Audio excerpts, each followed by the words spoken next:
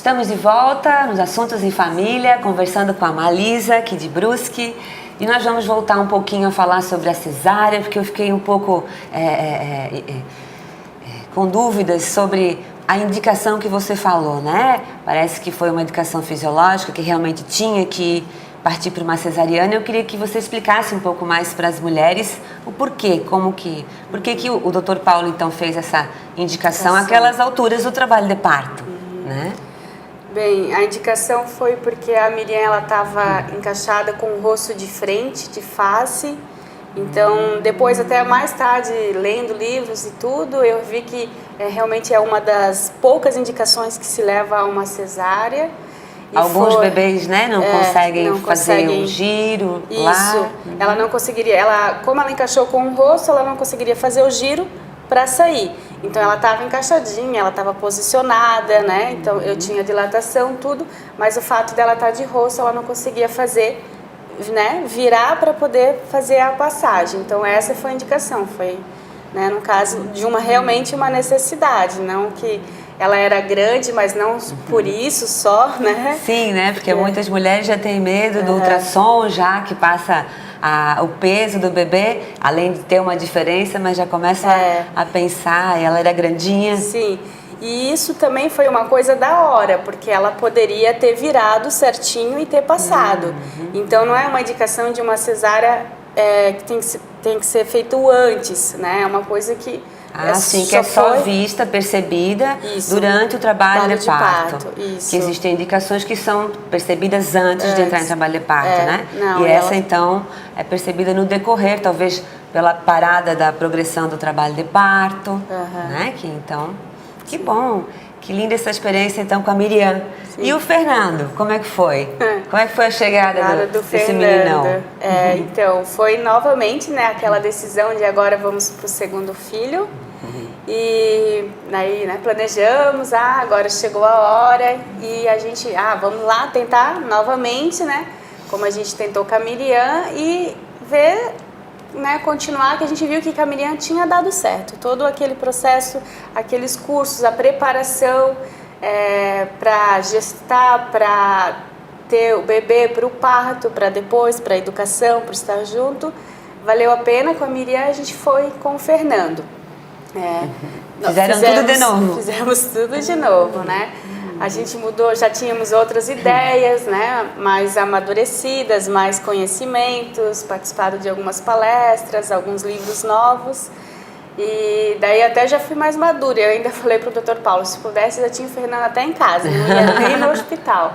Para mim tinha que ser uma coisa muito natural.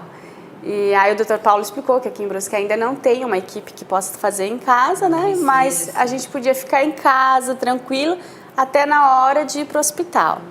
E no hospital também a gente tinha uma sala de parto especial, com banheira, né? Com uma cama super grande e tal. Foi em outro hospital, então, o nascimento do Fernando? Foi em uma outra maternidade.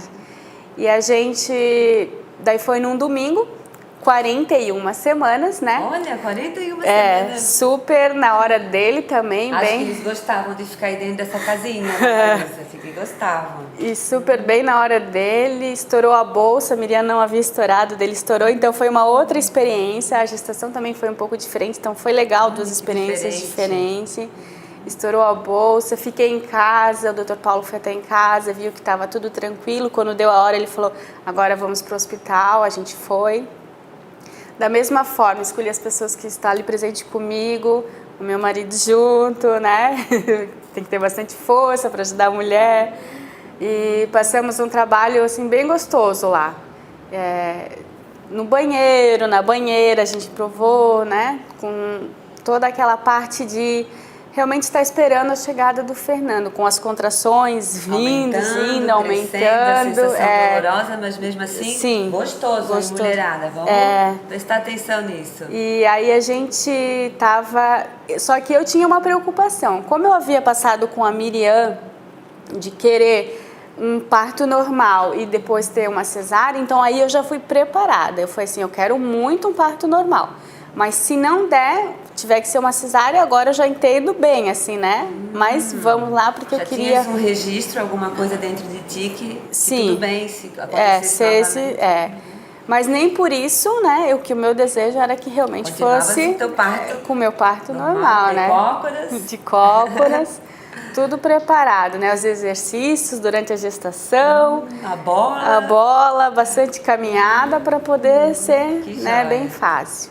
E eram mais ou menos entre 3 e 4 horas, porque nessa hora a gente não percebe, né, o tempo passa muito rápido, porque para mim mal tinha estourado a bolsa, que foi às 8 da manhã e já eram quase 4 horas. E o Dr. Paulo foi fazer o exame de toque para ver como é que estava, e daí veio a informação que não poderia ser novamente um parto normal, que daí já estava também, o colo do útero estava inchando, então dificultaria, porque a passagem, em vez de aumentar, estava diminuindo. Sim, por causa do inchaço. E daí já foi mais fácil digerir, porque daí já havia aquela, né, a preparação, se eu não conseguir, se não der... Às vezes a gente fala conseguir, não sei se essa é a palavra certa, né, mas se não pudesse ser o parto normal, que fosse para cesárea, mas da mesma forma que foi a Miriam, com o esposo junto, com a família junto, né, a Letícia, uma amiga minha enfermeira, como ela é enfermeira, ela já podia estar dentro da sala de parto, então ela filmou todo o parto do Fernando, o Dani ali do meu lado. Ele foi recebido lá? Foi recebido lá. O Fernando nasceu com 4,2 kg, porém ele tinha quase 39 centímetros de perímetro cefálico. Então foi isso que impedia a passagem dele, porque, né, não é o fato dele ser grande, era o perímetro cefálico, então estava... Uma cabecinha grande. Grande. Ainda bem que o pediatra disse que hoje isso significa inteligência, bastante neurônios, né? Que bom, que bom. Mas foi da mesma forma, ele veio logo após, veio para mamar, a gente ficou junto na sala de recuperação, depois fomos para o quarto, daí, né, vieram nossos pais... Então, também tivesse a primeira hora mesmo? A primeira hora, né? Ele saiu, ele só foi com o Dani para tomar banho, já voltou, já mamou na primeira hora ali na sala de recuperação. Depois fomos pro quarto, passamos a noite junto, novamente todo aquele amor, né? Que delícia. Quantas horas tu ficasse então com o Fernando em trabalho de parto, lembras? Foi das 8 da manhã que rompeu a bolsa e ele até a entrada na cesárea mais ou menos 4 horas. Que a gente foi para cesárea, ele nasceu perto das 5 horas. Da tarde? Da tarde. Então passaram o dia em trabalho de parto? Isso. Algumas horas na suíte de parto, algumas horas em casa? Isso. Né? E com a Miriam, quanto tempo foi o trabalho de parto? A Miriam foi mais tempo. Assim, da hora que já começou o que a gente diz, a sentir as contrações até a hora da indicação da cesárea, então foi de manhã das 6 horas às 10 horas da noite. Que aí foi para indicação. E você teve dilatação nos dois, sim, nos dois trabalhos de parto? Dois trabalhos de parto. Bebês. Sim, com os dois bebês. Tive as contrações. Tudo. Sim. E agora a gente vai perguntar assim, talvez a gente saiba um pouco mais. E o terceiro, então, como vai ser esse terceiro, né? Afinal de contas, e esse parto normal, como é que ficou? Onde é que tá, né? Então, eu acredito que se nós, né, fizéssemos um terceiro... Olha, tem um si, quando tem um si... a gente ia tentar novamente. Se, né, o Dr. Paulo fala, Malisa, pode ser um parto normal, vamos de novo. Só que agora a gente resolveu ficar com 2. Oi? Estamos experimentando o segundo ainda, né? O Fernando é novinho. Sim, ele fez 1 ano, né?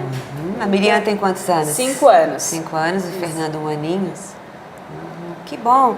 E te pergunto, como que ficou? E se vocês fossem fazer esse terceiro, né? Se acontecesse...